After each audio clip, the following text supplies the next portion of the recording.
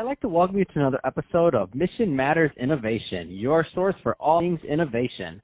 My name is Adam Torres. You can follow me on Instagram at AskAdamTorres. Keep up with my book releases, book tour schedule, signings, all that other good stuff. Always love to connect with you there. And as always, if you'd like to apply to be a co-author of one of my upcoming books, just head on over to the website, missionmatters.com, and click on Become an Author to apply. All right, so today I have Gary Melling on the line, and he's President and CEO over at Acquired Insights. Gary, welcome to the show. Thank you, Adam. All right, so excited to get your take on what's going on in AI today. I mean, that's your area of focus and how that applies to firms and how they can use it. But before we get into all that, let's just start off with a basic overview of what you're doing over at Acquired Insights. So tell us a little bit more about the company, please. Sure, thank you. Well, we're a strategic management consulting and systems aggregation firm. Our primary focus on delivering applied artificial intelligence and machine learning.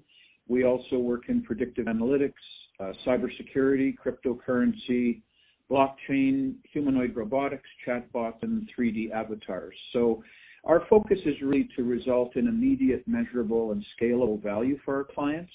And we do that by providing, through these tools, really real-time business decision support. We deliver these solutions by our own team and with our own IP, but we also collaborate with a small handful of world-class AI firms and think tanks, typically those that have a reputation for leading-edge software and superior delivery capability. Through us, our clients are basically in a position where they can get access to global thought leaders that would otherwise be unavailable to them. So when you take a look at artificial intelligence, when you get into the bits and bytes and algorithms and so on, what we do really is hard. It's rocket science. It's not for the faint of heart, and it's only for those clients that truly want to differentiate themselves from their competitors.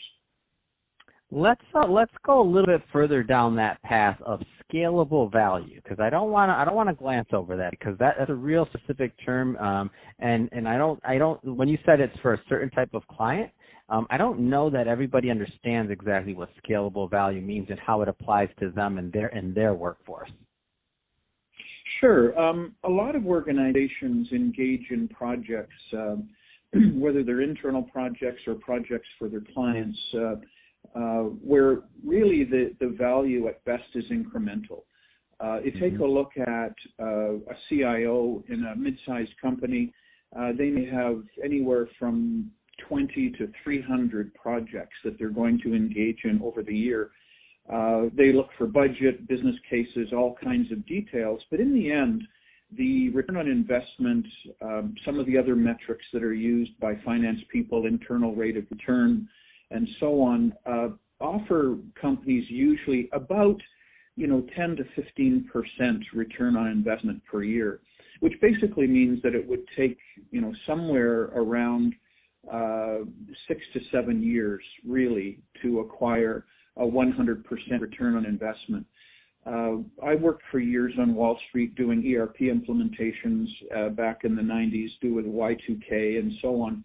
And despite the fact that we worked on large, multinational projects, sometimes $200-400 million, the question was always, what's the ROI going to be? And I think that, the jury's still out in a lot of cases. If an organization was going to do an ERP implementation, it would not be for an ROI. I think that that's a misnomer. Typically, what they're going to do is want to have a consolidated look of their organization, and that's a tremendous value add, but it doesn't necessarily bring the high ROI. If you take a look at the work that's now being done in artificial intelligence, by contrast and comparison, we're typically in a position where within, somewhere between 3 to 6 months, we're already offering an ROI. And typically within 9 to maybe 24 months on the outside for a large global project, we offer a 100% ROI. So when you compare the 15% per year using traditional metrics and technology to implement solutions, and you compare it to what we can now do with artificial intelligence and track ROI, internal rate of return, and so on, there's a massive difference between what historically was available to support scalable value and what artificial intelligence now can actually fast track and provide that value much, much faster. Can you give me an example, and you don't have to use the company's name or anything of that, of course, of that nature, of course, if you don't want to, but can you give me an example of how you were able to implement a process or piece of technology that was able to, deliver on what you just mentioned? Because I hear these stories all the time, and for people that haven't been listening to my podcast that long, they may not be aware that what you're saying is real. Like our 100% ROI is possible with the right process improvement, with the perfect storm, right? The right company, the right size, all these things. But can you just give us an example to put a little bit of meat on that? Sure. Okay. So we had an organization come to us about 2 years ago in the financial services. They were interested in basically hiring more people to do an underwriting function, and currently had 100 underwriters. They came to us and said, "Listen, we'd like to hire 50 more to increase our productivity." Because of the compliance and report requirements and so on in the financial services industry, it takes a tremendous amount of time to fill in reports, and these aren't just once a year. This is once a month or ad hoc reports and so on. The reporting effort has really increased over the last several years.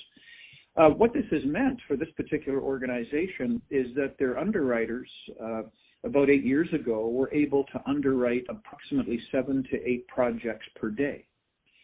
Now with the increased requirements in reporting, those same underwriters are only capable of completing about 2 projects a day.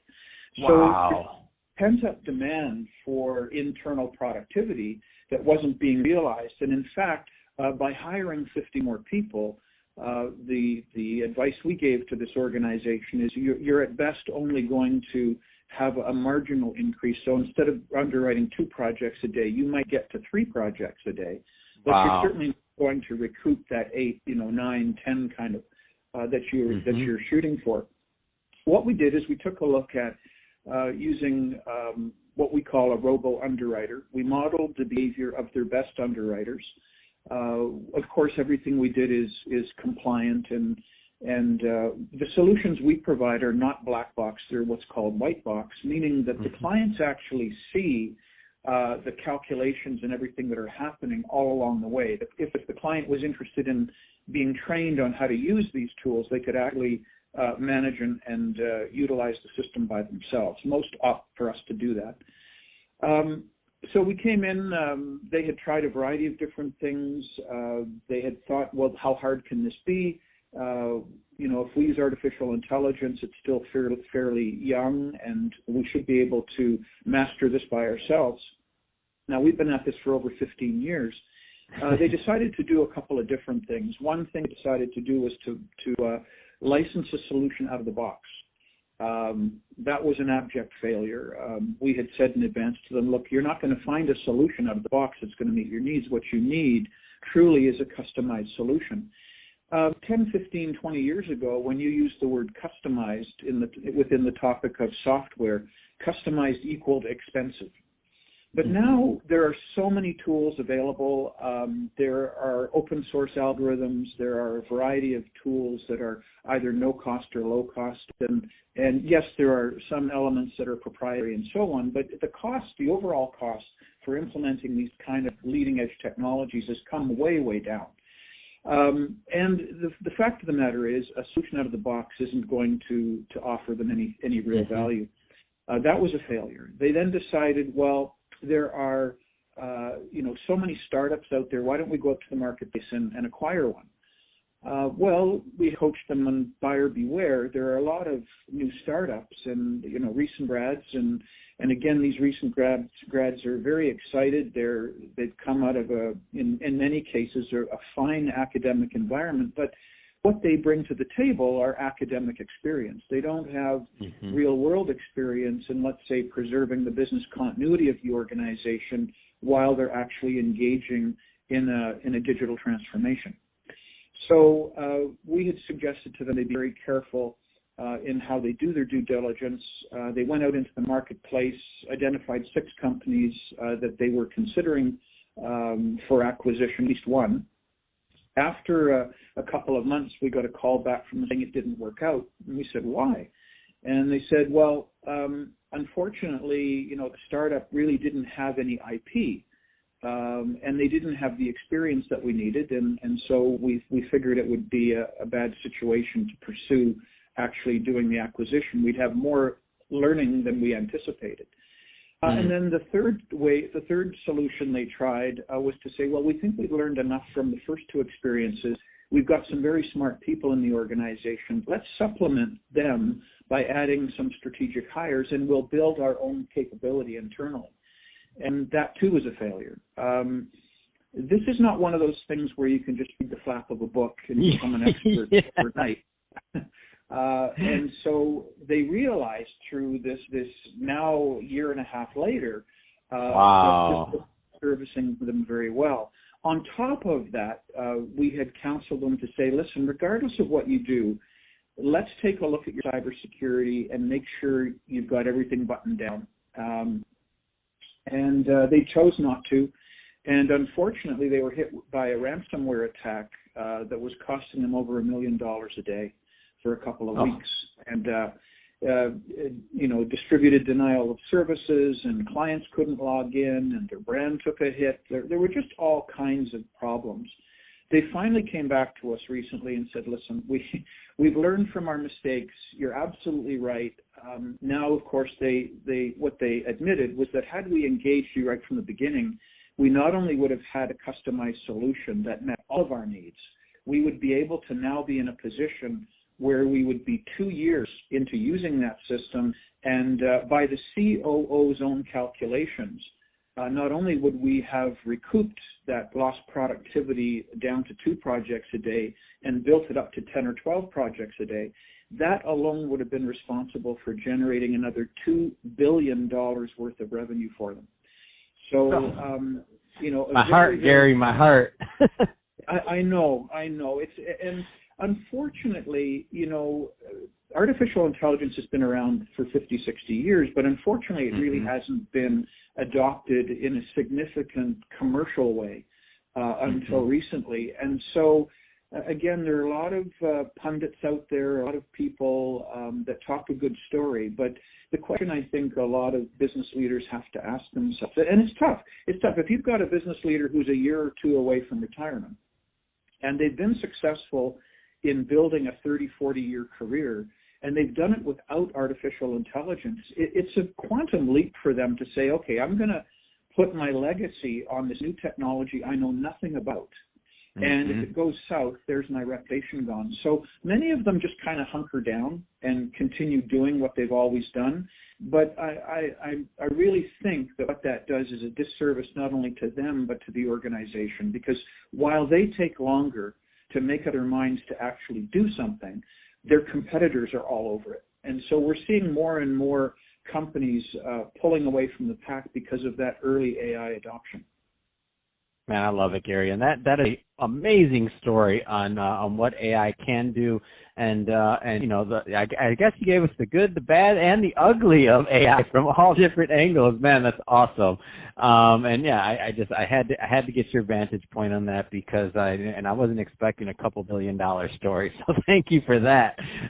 So Gary, if somebody is listening to this right now and they do want more information on Acquired Insights or to learn more about the company, what's the best way for them to reach out?